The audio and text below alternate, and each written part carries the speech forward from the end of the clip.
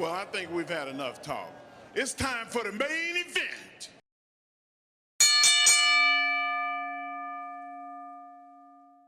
Shut up and sit down. Good evening, everyone. Welcome back once again to Vicious Rants. And of course, I am your host, Mr. Main Event himself, the often imitated, never duplicated Superstar Tim Vision. We're going to go over Raw this week. Was in Toledo, Ohio. But before we do, well, first things first, we talked about it at the end of last week's episode. We are doing a contest. If we can break 300, just like the infamous Spartans, if we break 300 before SummerSlam, easy enough. This is all you have to do. Subscribe to the channel, take a screenshot, show me that you did on my Twitter at TimVicious, and I will personally, out of my own pocket, purchase a shirt from the Vicious Rant store at whatamaneuver.net. All you have to do, subscribe to the channel, take a snapshot, show me on Twitter at TimVicious you did, and I will pick one random winner, and I will mail it out to you myself. So not only am I paying for the shirt, I'm also paying for your postage. That's it. And like I've said before, these shirts, super comfortable, really enjoyable. Perfect shirt for somebody you love, somebody you hate, or someone to give to Goodwill. It's your call. But you can't experience it unless you sub to the channel. So, you want one free? All you got to do, easy enough. That's the best way to go and do it. And it costs absolutely nothing, folks. So, what have you got to lose? You have nothing to lose, and you have the potential to get a free shirt out of the deal. So, yeah. Now, with that said, also, NXT Battleground was this past week as well, and it was interesting. It was a great show. It was in the UFC Apex, or for lack of a better term, the UFC Performance Center, but it was different. It was different because while it was big and it was packed, at the same time, the area that the wrestlers performed in just felt a little more condensed, so to say. Hands down, the two matches I looked most forward to was Jordynne Grace, Roxanne Perez. I thoroughly enjoyed it, as well as seeing All Ego Ethan Page going against Trick Williams. If you have not seen it, go on Peacock, look up NXT Battleground and watch it. Chances are we're probably going to be getting a lot more, not chances are, definitely, we are definitely going to be getting way more UFC, WWE, peanut butter and chocolate going together like that kind of stuff down the road. So, now that we've done talking about that, let's switch gears and talk about last week via the SmackDown Rewind and the big highlights from last week's SmackDown. The show started out with Solo Sikoa and the Bloodline out in the ring, and Solo officially anointing Tangaloa as part of the Bloodline, as well as officially dubbing Tama Tonga as the right-hand man of the tribal chief, which I'm sure you all know on how that should go. Well, given that Jay was at one point the right-hand man, so yeah. Now, Mein Savior, Paul Heyman, was the one to officially anoint Tama Tonga as the new right-hand man. And then after all that was done, and with that, ladies and gentlemen, we'd like to wish you all good night. And whoa, wise man. Hold up. believe there's some other business that needs to be attended to. Did Tama Tonga and Tangaloa not save you last week from Kevin Owens? If anything, I think that you owe them a thank you. Oh, yes, you're right, you're right. Thank you so much. And God bless, Paul has got this rolled down to a T. He's got that I'm blinking as a code of I'm in danger type character down to a T. You know, like help me, I'm being held against my will type bit. So beautiful, so beautiful. So yeah, anyways, as that's going on, next thing you know, Kevin Owens eventually comes out, then Owens charges into the ring, goes after Tama Tonga. It eventually becomes a 3-on-1 beatdown, then bing bang boom, Street Profits come out, save the day, even out the numbers. We get a 6-man tag match later on in the show. That's the main event match. Fast forward to that match. It's going decent. It ends in a no contest when Solo gets a chair, cracks it over Owens. Ref calls for a no contest. It ends in a beatdown where all the baby faces are beaten down and the bloodline stands tall.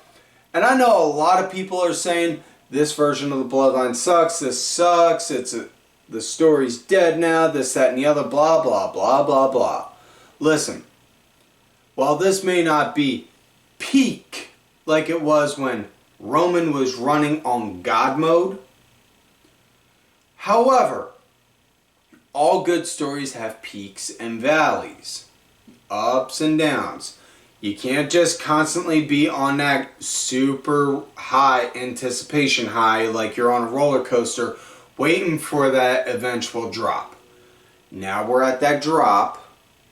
So now we got to build back up, because honestly, as much as it, say this the right way, it may not be what we all want, but this is going to make Roman's return, when he does come back, so much sweeter. That's the gospel truth right there. So yeah. We also had Jade Cargill and Bianca Belair doing a tag match against Candice LeRae and Indy Hartwell. And while this may not have been one of Jade and Bianca's best, it definitely is. It was decent enough. And Jade, she's putting in the work. You're not going to get the repetition like she needs to be at that top performer level. And I'm not saying she's not a top superstar, because she is. But you want to get at a top performer level where you're comfortable in the ring. Well, you're not going to get there unless you do repetition after repetition after repetition. And you do repetitions, you're going to wind up having some stinkers every now and then. It's not saying that this is a stinker, but I'm saying you're going to have matches that aren't super high caliber all the time. So yeah. Also had Johnny Gargano going against Grayson Waller, which I dug, and I absolutely love the fact that the commentating team wound up even saying this is a callback to a match that they had in NXT where Waller actually beat up Johnny in front of Johnny's house, on Johnny's front lawn, in front of his kid. So I thought that was cool. Just that little nugget just really made the match for me. Waller got the win on that, by the way. I'm sorry, but I was just so caught up on that, I almost forgot to talk about who won that match. Now, we also had a segment where Cody, he was waiting in the parking lot for AJ because of last week. When AJ eventually does show up, he's got the Good Brothers hoot. And as much as Cody wants to go and fight right then and there, Nick Aldis and security, no, we're not doing that. Take it out there. Talking about at the arena. So they get out to the arena. Cody calls out AJ. AJ comes out. AJ basically sums it up and says, listen, you got what I want. So give me a WWE title match.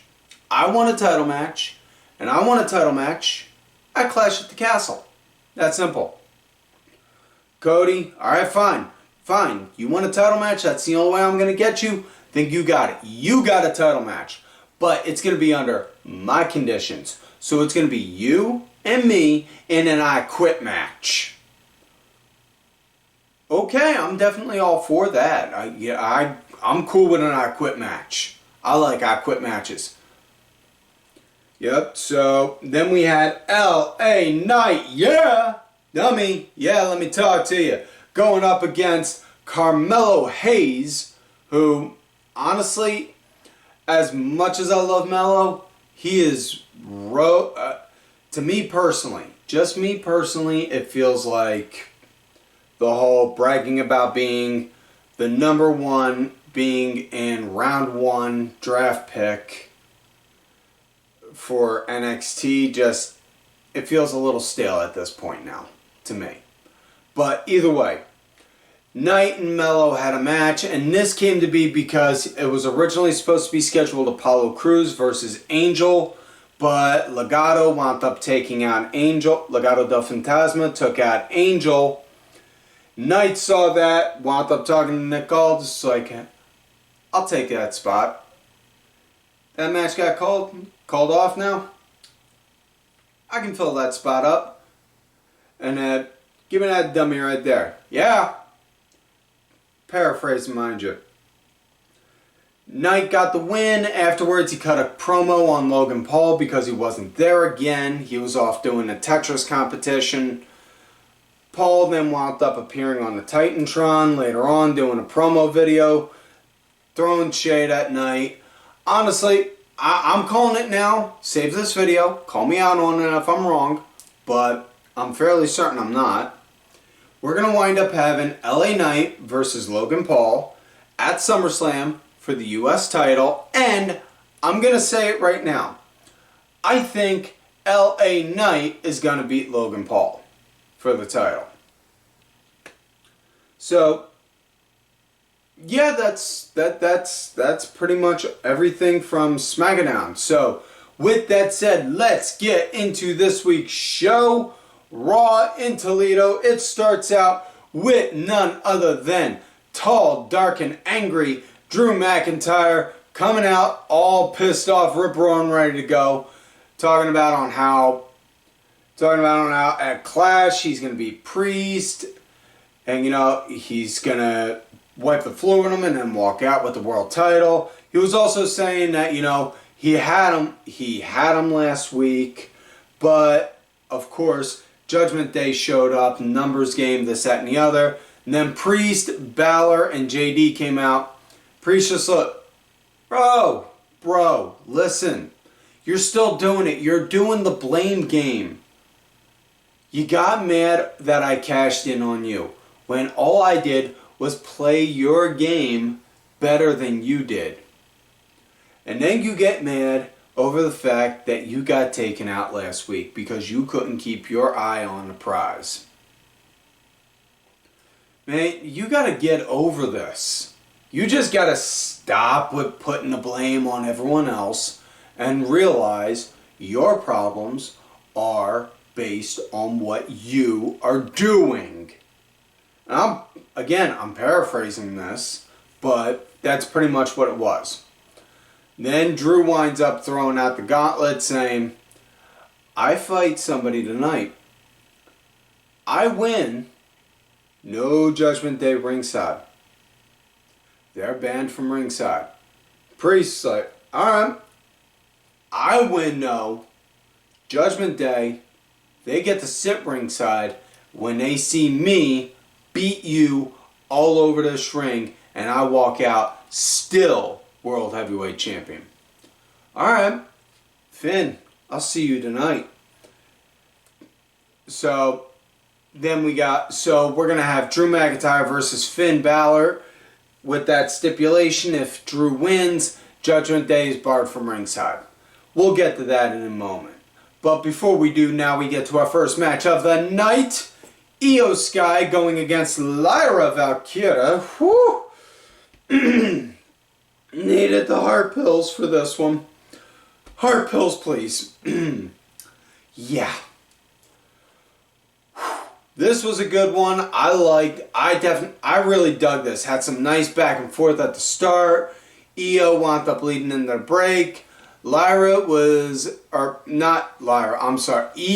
leading post break as well, and I really dug this. This was a nice callback to the King of the Ring tournament match. Io wound up getting the win. What it was, Lyra was building up a comeback, had Io up on her shoulders looking like she was going for a Nightwing. Io then grabbed a handful of hair, pulled it back, and then next thing you know, countered and boom, slammed her down for a crucifix pin. 1, 2, 3. Went to go do a beatdown on Lyra. Then wound up getting saved by Katana and Kaden. K2 came out, evened up the numbers, and then Damage Control was just like, yeah, we're out. Later on, you see Dakota and Kairi confronting Io about, what, you okay? What's going on? And you just see Io, nah! Damage Control needs to change. And then Dakota and Kairi just looking like, oh, fuck. So yeah. Next up we got trios action. Rey Mysterio, Dragon Lee, and Braun Strowman going up against JD McDonough, Dominic, and Carlito, well, they said last week he's basically under probationary period. So he's like a probie at this point. So the heels, they were leading at the start, doing some chicken shit stuff. JD, at first it was JD, and then tag, and then Dom came in, and then once Ray came in, Dom was like, yeah, tag, I'm out, later. And then, yeah. So, but then the action ensued, but the heels, they were leading at the start and into the break. Ray wound up being the punching bag until Dragon Lee came in, cleaned up house some, and then Braun Strowman got the big hot tag pop. Got the hot tag that got the pop, and then Strowman doing a choo-choo train bit, going around, destroying everyone. It was a decent match. It came to an end when Dragon Lee wound up actually, while standing on Strowman's shoulders, jumped down and did a splash onto JD, if memory best serves, I believe it was, for the 1, 2, 3. That was it. Next up, we got Sami Zayn going against Otis, and before the match, Sami, he cut a promo talking about on how at Clash he's defending the Intercontinental Championship against Chad Gable, but he is just sick and tired of seeing the way Gable is treating Alpha Academy. They got no right to go and be around that. They don't deserve to be around that kind of it's just really bad. It's a bad toxic environment, so to say. And then you see Gable come out, emphasizing on how with Alpha Academy. Look at them all. They're all happy. They're good. What? Chad, listen. Turn around, man. Look at them. Tozawa, he's not smiling. Look at Maxine. She's walking around wearing an ankle brace. Look at Otis. Look at Otis, man. He's got a long look on his face. He's bummed out. What? No, my people are fine. You guys are fine, right? Yeah, we're good. We're good. Help me. Kind of look. So then we get the match, which Otis, he's leading the whole way right up until the end, because Gable is yells at him, stick to the plan, stick to the plan. Next thing you know, boom! Gets popped with the haluva kick. 1, 2, 3. After Sammy won the match, but then Gable came in, proceeded to go do beatdown. Otis went to go stop him. Gable then, wham, slaps the taste out of his mouth. Do your part. Stick to the plan. And then Otis, looking very begrudgingly, goes and takes him down with that big meaty hook of his for an arm. And then he goes, corners Gable, looks at him like, I could end you right now if I wanted, but I won't. And then just walks away. So next up we got women's tag team action. Zoe Stark and Shayna Baszler going against Isla Dawn and Alba Fire. Need another round of heart pills. And Jade and Bianca, they're sitting ringside watching us because this coming Saturday at the Clash, they got women's triple threat tag title match. So, but as far as this match went, it was decent. They were isolating. Excuse me. Excuse me. I'm sorry about that. Right at the start, they're isolating. They took out Shayna, isolating her right at the start. And right out the gate, they were working on her. They took her out, hitting her knee. And then they were focusing on that because at Shayna's NXT Underground match, I'm sorry, I'm spacing somewhat because I'm trying to pick, I have the words in my head, it's just that word, the mouth filter trying to break through. Sorry about that, folks. But Shayna, she got her knee worked on pretty badly during her NXT Underground match at Battleground. But then they wound up doing that. Shayna, she was isolated out of the match for a bit until she came in. And then when Shayna came in, she just went into straight up Merc mode and destroyed Alba and Isla. And it ended with her choking out Alba. She had Alba choked her out, had her in the Karabuta clutch, and then next thing you know, you see Zoe going over to yell at her, all right, we got it, let go now. So she lets go. Next up, we got Braun Breaker going against Ilya Dragunov, and holy shit, this was a banger. This was. Now Ilya, he was leading at the start. Braun, he wound up getting some space right before the commercial break. And man, this was hard hitting.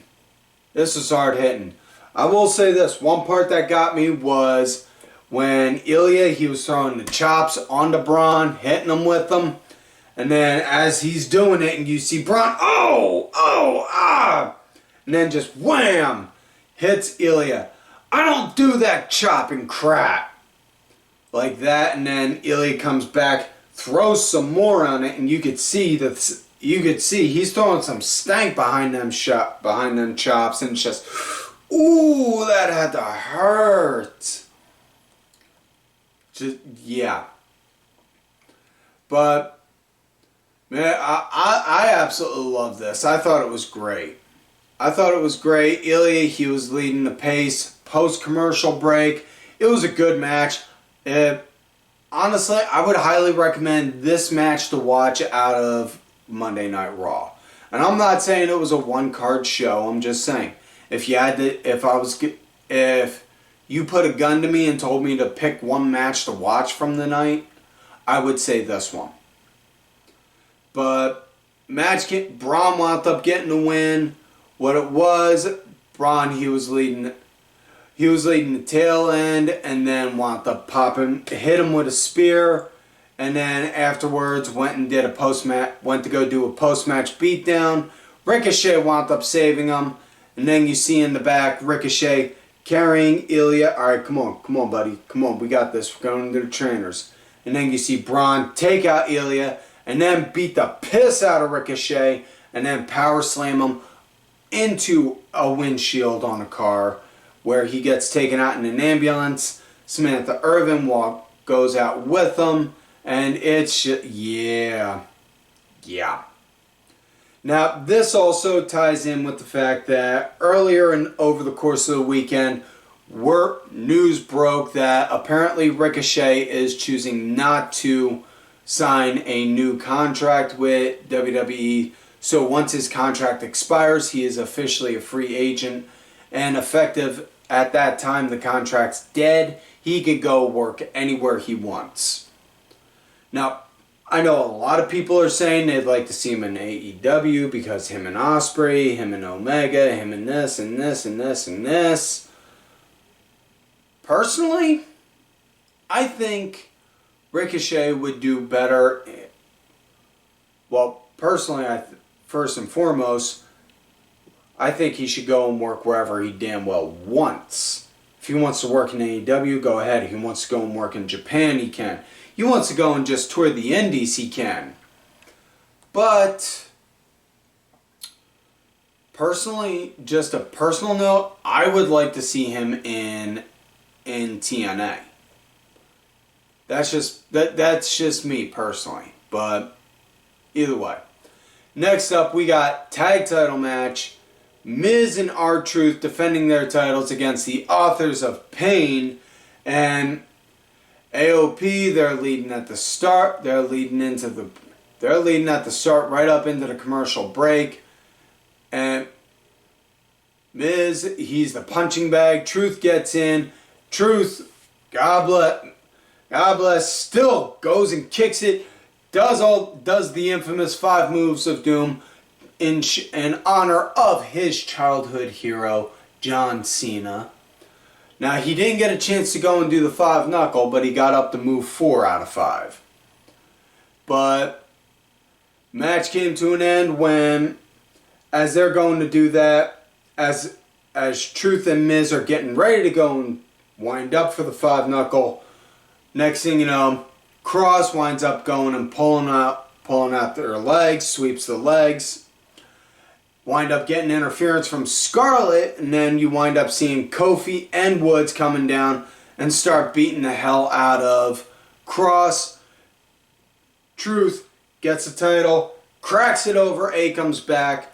Akam's just like, the hell did you just do? You did not just try to do that, dude. Seriously? And Truth just like, here, catch. Throws him the title. And then Miz scoops him up real quick for a roll-up 1, 2, 3. Normally I'm against quick, dirty roll-up wins. However, this one actually made sense. Because they're the bigger guy. Because AOP are the bigger guys. So I can't argue it. Now we come to main event of the night. Drew McIntyre going against Finn Balor. Oh man, this was good. This was nice, hard-hitting European stuff. Now I'm not saying this is like old school British wrestling or old school European wrestling, but this was hard-hitting like the European stuff, I would say. And nice back and forth. Both guys really putting on a banger, man. I dug the absolute loving hell out of this match. Now, much to no surprise, Drew got the win because that stipulation was made. You know, I kind of feel like when those stipulations get made verbally, that it's when those kind of stipulations get made for a match, for one down the road, I feel like that gives it away who's going to win. But that's me. Maybe I just see things a little different. But Drew wound up getting the win, and then the show ends with Priest and McIntyre just having an epic stare down like, I just took out your boy. Come this Saturday, I'm going to kick your fucking ass. He just has that look on his face. Like that kind of look on his face. So, yeah, that is it for this week's show, folks. So, like I said at the top of the show, subscribe to the channel, take a screenshot and show me. If I hit 300 before SummerSlam, I will personally purchase you a Vicious Rant shirt off whatamaneuver.net and send it out to you. So that's all you got to do. subscribe to the channel, take a snapshot, let me know at Tim Vicious on my Twitter, and I will pick one random person and they will get a free shirt of their choice. It's that simple. You know? So, yeah. Subscribe to... So, please make sure to remember to subscribe to the channel, like the video, go watch some of the other episodes when you can. If you're listening to this on the RSS feed exclusively on Spotify, make sure you check it out there. Make sure you follow the channel, leave a 5-star review if we feel we've deserved it. Also, folks, please, in the what did you think about this episode section on Spotify, leave a comment. Tell me what you think. I cannot improve unless you guys talk to me about it. So, with that said, folks, like I said, look for me on the Twitter at Tim Vicious. Also, folks, do not forget to follow these cool ass cats right on the Twitter as well. DSB_IV, main event _net, the main event wrestling network page, Twitter account, Sergeant Curry Pants, 3 Count Thursday, D Dryer 1986. Thank you to contributor to the show, LFC Lingerie Fighting Championship. There are a little bit of wrestling, a little bit of MMA, and a whole lot of attractive women wearing a little bit of nothing. Thank you. Also, folks, check out whatamaneuver.net for some Vicious Rants apparel. As if you're watching the video, you see me wearing a tank. We got tanks, t-shirts, women's tees, unisex tees, toddler onesies, toddler tees and baby onesies, I should say, as well as long sleeves if you need them. I doubt it with this kind of weather, though. But folks, we are coming to that time. It is the end of the show. Much like I always tell you, if you love me, great. If you hate me, Shut up and sit down. fuck this.